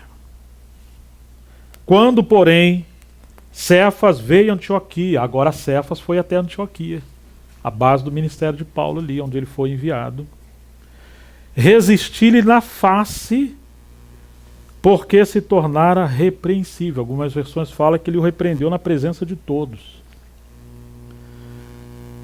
Porque se tornara repreensível. Com efeito, antes de chegarem alguns da parte de Tiago, comiam com gentios, quando porém chegaram, afastou-se, por fim, veio apartar-se, temendo os da circuncisão, e também os demais judeus dissimularam com ele, a ponto de o próprio Barnabé ter se deixado levar pela dissimulação dele. Você está vendo como é que o negócio é forte? Quer nos arrastar a dissimular e andar em pegadas que não tem a ver com realidade espiritual, ao ponto que Barnabé cedeu. E se Paulo não corrige, você imagina como é que ia ficar as igrejas dos gentios? Ia voltar de novo para alguns aspectos do judaísmo, né?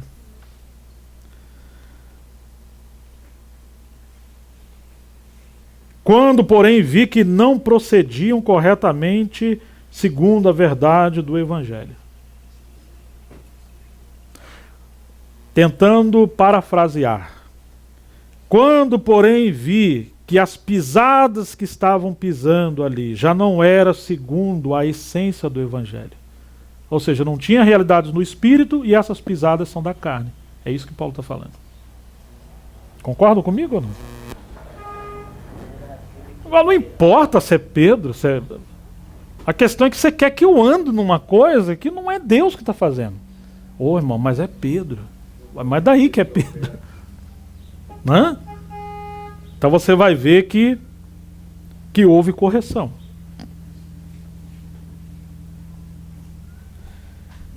Eu disse a Cefas na presença de todos, e aí vocês conhecem a história. Paulo corrigiu, porque uma vez que dera dessa de comunhão, agora passa a haver uma responsabilidade mútua. Talvez não se tenha que corrigir outras coisas em outros lugares que o Senhor colocou outras pessoas. Mas quando há uma responsabilidade mútua, e não somente isso, Paulo era responsável ali por aquela região. E Pedro estava ali. E mais ainda, é um compromisso com a verdade do Evangelho.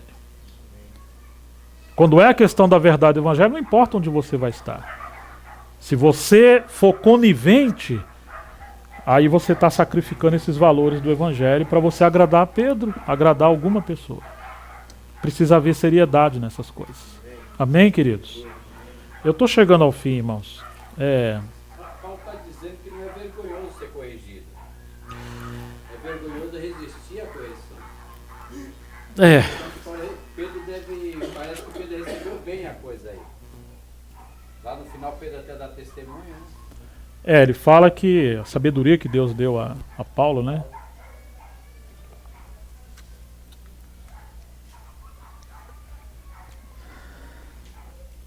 Capítulo 15 de Atos.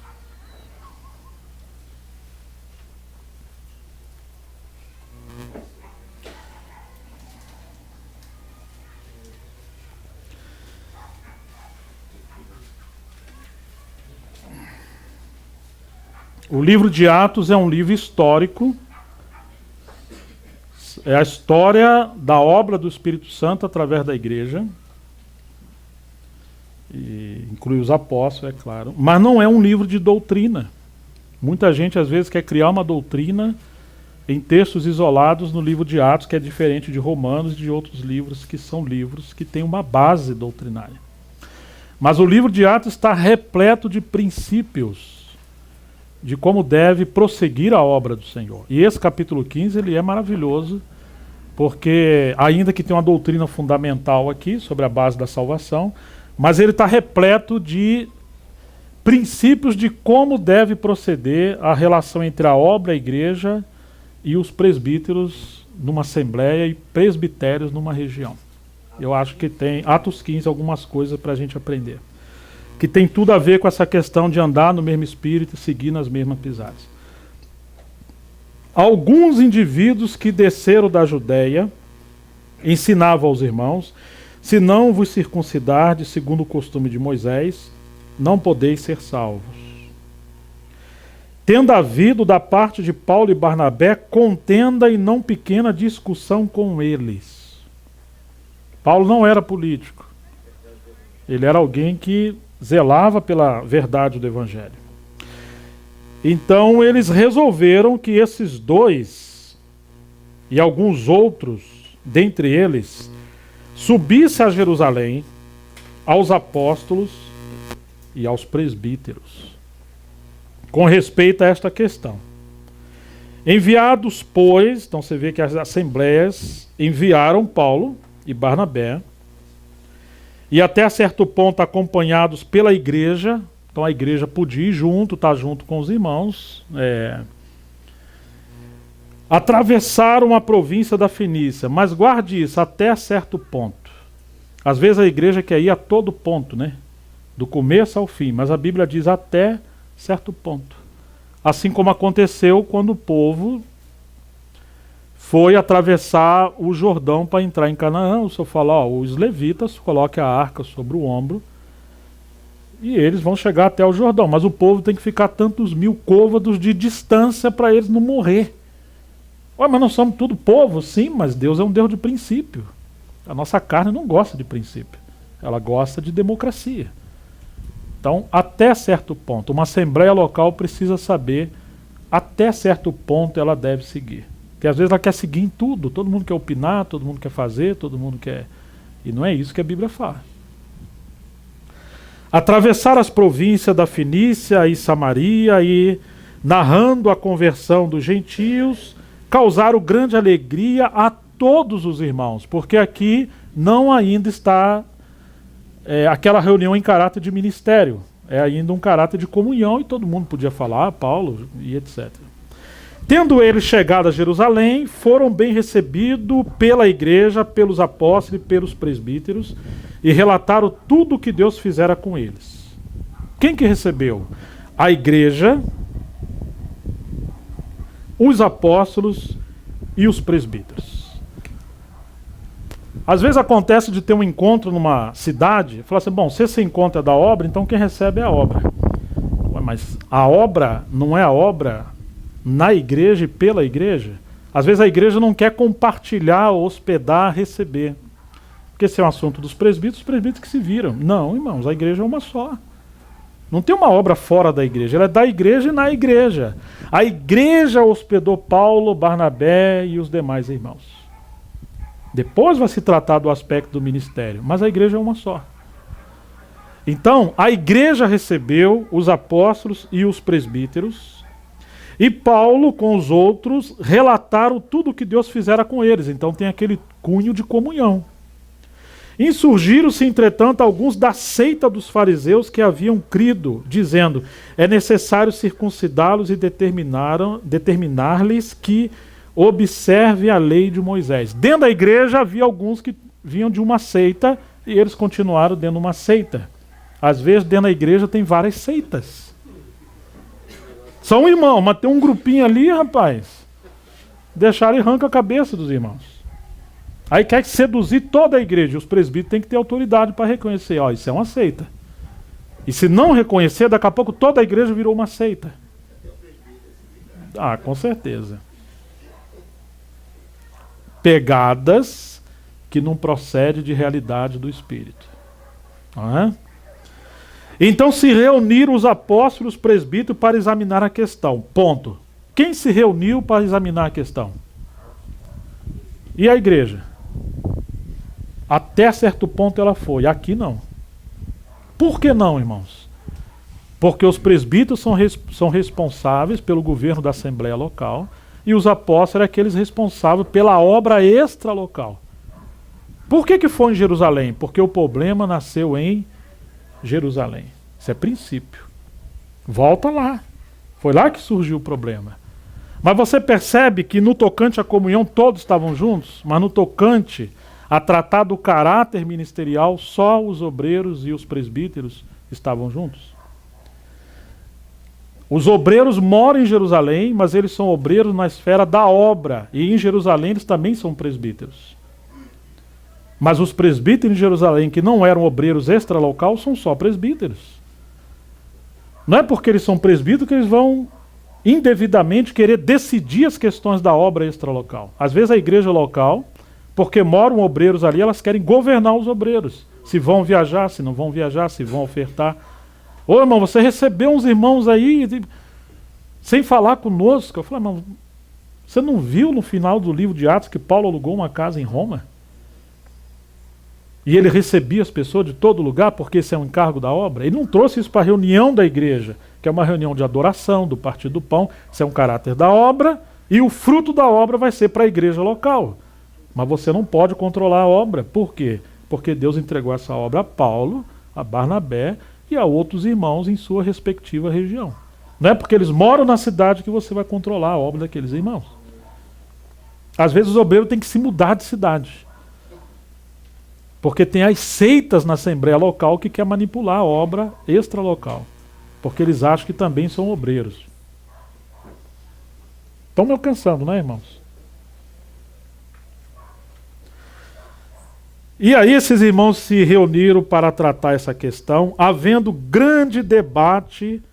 Não tem problema ter debate, mas não é diante da igreja. É um debate entre esses irmãos. Esse é um outro problema, que quando você não tem limites na igreja, às vezes o irmão quer discutir coisa no meio de todo mundo. Às vezes eu chego numa assembleia e os irmãos falam, irmão, aquele problema que aconteceu lá na cidade e tal. Fala no meio de todo mundo. Eu falei, irmão, aquele problema é daquela cidade, aqui é uma outra cidade. Aí eu ponho um ponto. Acho que todo mundo já entendeu o que eu quis falar. Você não pode trazer o problema de uma outra cidade para uma outra cidade e expor os irmãos daquela cidade a irmãos que não têm peso nenhum por aquela cidade. Isso é só um meio de transtornar, de gerar muitos danos. E não é nenhum motivo de oração, porque as pessoas não vão orar. É uma seita. Tem muitas seitas, às vezes, dentro das igrejas locais. Aí criou essa mania de todo mundo tem que saber de tudo, tem que falar de tudo. É complicado esse negócio, né, irmãos? havendo grande debate, mas em privado, assim como aconteceu na época de Salomão, que as pedras eram lavadas nas pedreiras, na pedreira, e lá tinha barulho de ferramenta. Mas quando elas rolavam para casa, não tinha barulho de ferramenta, que a casa é um lugar de adoração, a igreja é um lugar de adoração, de cuidar dos interesses do Senhor. E essas questões a gente trata na pedreira. Pode ter debate com um propósito, motivação correta. Pedro tomou a palavra e lhes disse: irmãos, vós sabeis que desde há muito tempo Deus me escolheu dentre vós para que por meu intermédio, tem uma versão que diz Deus me escolheu primeiro, ou primeiramente a mim. Todo mundo estava falando, e esse é um princípio que eles tinham liberdade de compartilhar, de falar e de ouvir uns aos outros. Em determinado momento, Pedro tomou a palavra. Vocês sabem que primeiramente Deus me escolheu. Às vezes temos ou arrogância, falar, irmãos, eu sou o primeiro. Ou falsa humildade. Não, irmão, vê aí o que vocês fazem. Não, você tem que ter responsabilidade. Deus te colocou essa responsabilidade, então você tem que se levantar e assumir essa responsabilidade. Por misericórdia, já vivemos em várias cidades. E é muito comum acontecer que Deus colocou anciãos em algumas cidades. São irmãos preciosos, com a vocação genuína, estão sendo usados pelo Senhor. Aí eles recebem outros irmãos. E esses irmãos também têm dons e ministério, e eles complementam esses irmãos que já estavam ali. Graças a Deus por isso, né? Que querem viver essa realidade do corpo de Cristo. Mas, ambos, um e outros, têm coisas que não procedem de Cristo. O problema é quando se faz uma condescendência. Porque esses irmãos chegaram, estão muito firmes, estão avançando. Então, você cede tudo. E tem coisa que está entrando que não é do Senhor. E esse que já estava ali já não tem mais opinião. Já não tem mais aquela expressão do seu encargo. Eles passam a ceder e fazer tudo conforme os outros querem que façam. Ou vice-versa. Aqueles que chegaram recebem algo de Cristo dos que já estavam, mas nem tudo é de Cristo. E aí, porque nem tudo é de Cristo, nós vamos engolir tudo e deixar o que Cristo fez conosco há tanto tempo. Tanto uma parte como outra tem que considerar essas questões diante do Senhor, que vamos pisar juntos, seguir juntos, mas naquelas coisas que procedem de Cristo, que o Espírito Santo fez, seja através de uns e de outros. O problema é quando negligenciamos o que Deus fez, inclusive nos tornamos passivos, pessoas passivas, a coisa vai... Aí nós temos um problema. As responsabilidades, ainda que no total de um presbitério é coletiva, mas as responsabilidades são singulares, são individuais. Cada um tem a sua responsabilidade. E nós precisamos ser muito sérios com a nossa responsabilidade. Cada irmão prestará conta diante do Senhor daquilo que o Senhor lhe deu. O Senhor quer uma resposta final na comunhão. Mas essa resposta que a comunhão concorda no Senhor, às vezes partiu de 2, 3 irmãos que viram com mais clareza. Depois pode ser que outros também vejam outras coisas. Mas não significa que a opinião de um vai prevalecer sobre todos ou que a democracia da escolha de todo mundo vai prevalecer. O que significa que o Espírito Santo quer encontrar legitimidade na comunhão dos irmãos. Nós vamos concordar, mas não é porque foi fulano que falou. Nós vamos concordar porque, de fato, no Espírito e na palavra, testificamos que esse é o caminho do Senhor. Amém, queridos? Agora, é claro, se você está do lado de alguém que é muito passivo, ou se você está do lado de alguém que tem uma personalidade extremamente forte, se você for político, você vai ceder. E você precisa aprender a ter disciplina, irmãos. Atos 15. Pedro fala, para, Paulo fala, para, debate mais um pouco, para, depois Tiago falou. Mas nós vamos tendo comunhão e oração. Tem coisa que você não vai ver no mesmo dia, nem na mesma semana, nem no mesmo mês, nem no mesmo ano. Mas não tenta seguir uma pisada, uma pegada rápida com todo mundo, porque tem que fazer, porque se não fizer, o que os outros vão pensar? Não, a religião faz assim. O Senhor não faz assim. Ele esperou 30 anos, em silêncio, para depois de 30 anos exercitar 10% de 30 anos, que foi cerca de 3 anos. E depois 6 meses indo para o Calvário. Ele não estava com pressa na carne, ele esperou realmente a plenitude do tempo. Nós precisamos aprender isso diante do Senhor.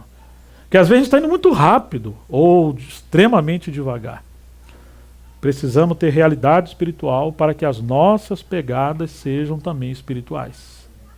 Então você vê que Pedro tomou a palavra com responsabilidade e ele fala toda aquela contribuição que ele teve em relação aos gentios. Depois que Pedro fala, tem o verso 12, e toda a multidão silenciou. Sabe aqueles lugares que os irmãos não sabem o que é silêncio? Porque não tem disciplina do Espírito Santo? Às vezes, aquele irmão que está no Senhor, falando pelo Espírito, ele terminou o assunto. E o outro já... Só porque ele parou não significa que você tem que falar. Às vezes é momento de silêncio. E a gente ter sensibilidade, especialmente para ouvir os mais velhos. Não deve ter aquele ambiente de inquietação. Silenciou, passando a ouvir Barnabé e a Paulo, que contavam quantos sinais e prodígios Deus fizera por meio deles entre os gentios. Depois que eles terminaram, e a gente às vezes não quer esperar os irmãos terminar. Agora, quando é uma comunhão específica no caráter de ministério, aí sim há tempo para se ter comunhão. Hoje, às vezes, a nossa comunhão é assim 1 hora, né? Começa às 7, termina 9h30, 10 horas. Difícil ouvir o Senhor assim, né? Os irmãos separavam tempo. Pegavam 1 dia, 2 dias. Eles tinham tempo diante do Senhor. Claro que numa assembleia local é diferente, né? Mas se gasta o tempo devido. Vamos tirar um sábado para gastar um tempo junto, tomar café junto, ou jejuar junto. Vamos até o período do almoço, à tarde junto, e vamos estar diante do Senhor. Mas, irmãos, há uma correria tão grande, se não é no trabalho secular, é numa agitação ministerial, e as pessoas já não têm mais tempo para orar junto. Que Deus tenha misericórdia de nós. Terminaram de falar, falou Tiago, e aí você vê que Tiago vai dar o seu parecer e a sua interpretação pelo Espírito, e esse parecer realmente foi uma palavra conclusiva, ainda que Tiago veio depois do que Pedro. Então pareceu bem aos apóstolos e aos presbíteros. Não é que está dizendo que pareceu bem aos presbíteros e aos apóstolos, porque os apóstolos têm o ministério da palavra, a responsabilidade maior, e os presbíteros têm uma responsabilidade local. Ainda que entre os presbíteros haja irmãos com o ministério da palavra, mas esse problema aqui é no âmbito da obra que inclui as igrejas e não apenas a igreja em Jerusalém. Se fosse um problema em Jerusalém, talvez seria a ordem diferente. E esse parecer agradou, ou pareceu bem aos presbíteros e aos apóstolos. Mas aqui tem que ser os apóstolos e os presbíteros, porque não é um problema só de Jerusalém, mas era das igrejas a qual ambas as equipes tinham que ter uma resposta diante do Senhor. Que diferença! E aí, esse pareceu bem aos presbíteros, aos apóstolos e toda a igreja. A igreja ficou sabendo dessas conclusões, porque era a igreja hospedeira e era a igreja onde nasceu o problema. Tendo elegido homens, dentre eles, enviá-los juntamente com Paulo e Barnabé a Antioquia, foram Judas, chamado Barsabás, e Silas, homens notáveis entre os irmãos. Por favor, irmão. Quem eram os homens que foram separados? Os homens que estão mais à vontade, né? Assim, tem mais tempo específico para viajar. Volto a falar, porque hoje tem sido mais ou menos assim. São homens que têm dado a sua vida pelo Evangelho. Quem representa vocês naquela cidade? Um encontro como esse aqui, eu falei para o irmão, não vai ter nada extraordinário. Uma comunhão simples, mas temos que valorizar os princípios. Porque se formos sérios com Deus, Deus será sério conosco. E a coisa vai conforme Ele quer. Mas às vezes, porque essa simplicidade não dá licença para a gente trazer pessoas que hoje não representam a autoridade espiritual na sua localidade. Ou pessoas que hoje não representam aquela referência de experiência cristã, de vida cristã, de casamento, de liderança. Elas estão numa transição. Não é diminuir alguém ou elevar alguém, mas nós estamos falando de princípios. Senão vira uma democracia. Homens notáveis. Quem são os notáveis entre nós ou entre aqueles irmãos ou em outra assembleia?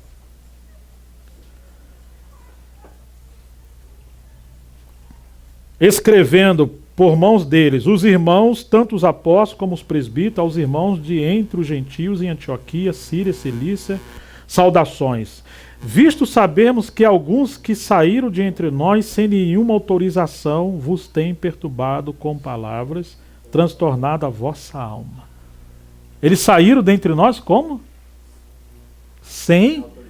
Mas peraí, agora surgiu um negócio aí. Mas tem que ter autorização? Será que a minha Bíblia está errada? Às vezes é uma Bíblia meio católica, sei lá. Mas eu já li várias Bíblias e já peguei a versão até lá para o original e está esse negócio aqui, irmão. Nos dias de hoje isso aqui é um problema. Porque hoje as pessoas não querem mais compromisso, nem submissão, querem estar livres. Elas não são enviadas pela igreja mais, e quando elas vão para um lugar, elas não representam a igreja, elas representam elas mesmas, e às vezes representam a literatura que elas começaram a ler, que fala que não precisa mais essas coisas. Nós estamos num tempo pós-cristão, contemporâneo, e aquilo foi para aquela época. Mas você vê um princípio espiritual, porque eles foram sem envio, sem oração, sem imposição das mãos, eles foram desprotegidos, abertos a infiltrações de espíritos desautorizados a representar o Senhor. E o que gerou na assembleia onde eles passaram? Muito sofrimento. Vocês acham que isso é um princípio ou não? É um princípio. E nós precisamos da graça do Senhor, reconhecer que o Senhor colocou isso para nós. Senão vira um grande problema, irmãos. Em muitos lugares. E eles transtornaram, pareceu-nos bem, chegados a pleno acordo, eleger alguns homens e enviá-los a vós outros, com os nossos amados Barnabé e Paulo, homens que têm exposto a vida pelo nome de nosso Senhor Jesus Cristo. São esses homens aqui, que vão ser exemplo para as outras igrejas mais novas. Enviamos, portanto, Judas e Silas, os quais pessoalmente vos dirão também estas coisas, vão dizer no nosso nome. Às vezes as pessoas saem da igreja local, vão para outro lugar. O que elas vão fazer lá? Vai falar de futebol, né? Falar dos problemas das comunidades do Rio, problema da economia, e que escolheram alguém para a seleção, não escolheu o outro, ou então vão contar muita piada. Irmão, e o encargo vai para onde? E o ministério vai para onde? Quando que as pessoas vão saber quando você está falando sério e quando você está brincando? Se no ambiente que o Senhor colocou diante de nós, uma esfera para servirmos a Ele, a gente estiver com o espírito só de brincadeira, de chocarrice, falando de coisas sérias, misturadas com leviandade. Essas pessoas não têm peso espiritual para estar entre as localidades. E às vezes a gente mistura, sabe? Uma coisa é liberdade cristã com as pessoas mais íntimas. Isso é uma coisa entre você, aquele irmão, aquele amigo de muitos anos. Outra coisa é quando nós estamos num caráter com a assembleia. Você percebe a diferença? Uma coisa é aquela música que você gosta pessoalmente. Outra coisa é você querer trazer isso para a assembleia. Uma coisa é uma escolha pessoal, mas se isso não representa Cristo, como é que você vai querer passar isso para frente? Então hoje as pessoas não sabem como se portar diante da igreja, porque esqueceram que a igreja é a casa de Deus. Esses irmãos foram representar um encargo, um peso, uma decisão diante do Senhor, e não poderiam ser qualquer pessoa. Se não levarmos as coisas do Senhor a sério, Como o Senhor vai avançar conosco, irmãos? Então tem que ter realidade interior para que as nossas pegadas também sejam realidade espiritual. Senão é só mesmo palha, não tem realidade espiritual. Enviamos, portanto, Judas e Silas, os quais pessoalmente vos dirão também estas coisas.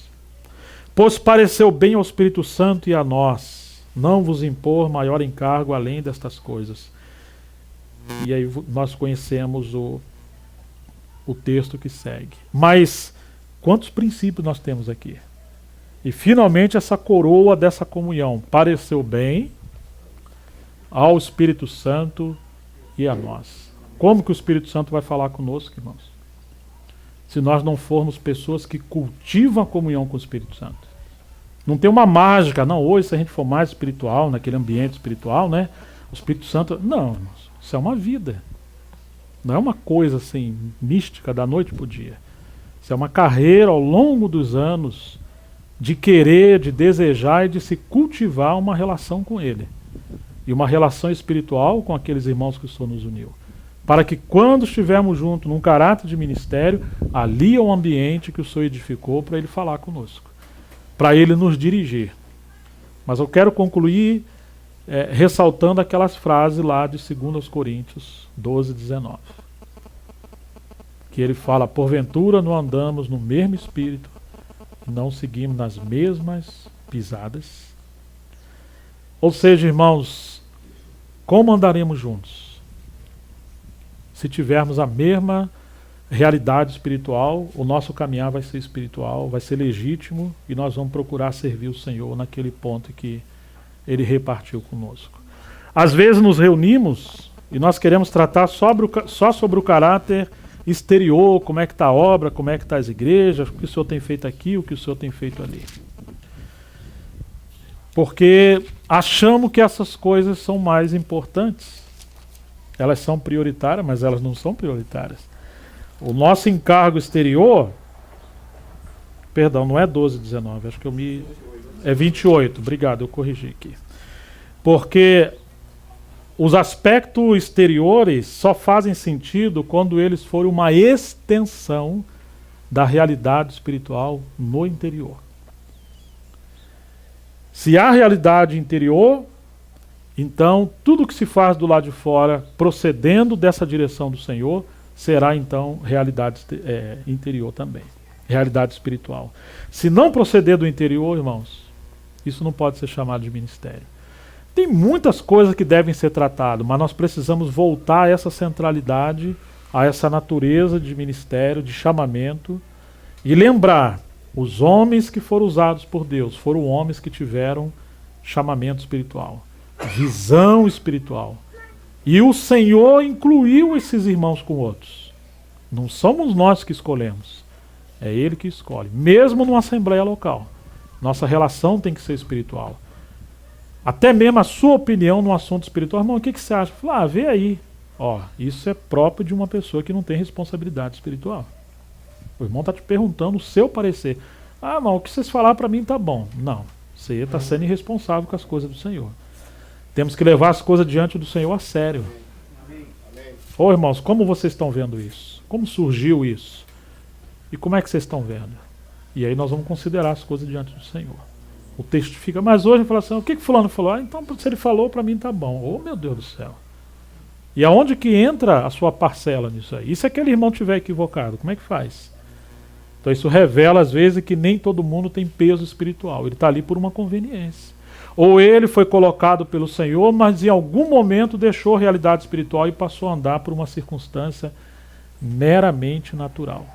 Que o Senhor tenha misericórdia, que o Senhor nos ajude, que esses desafios do tempo que a gente está vivendo não nos faça nos mover rapidamente ao ponto de sacrificar aquilo que é essencial.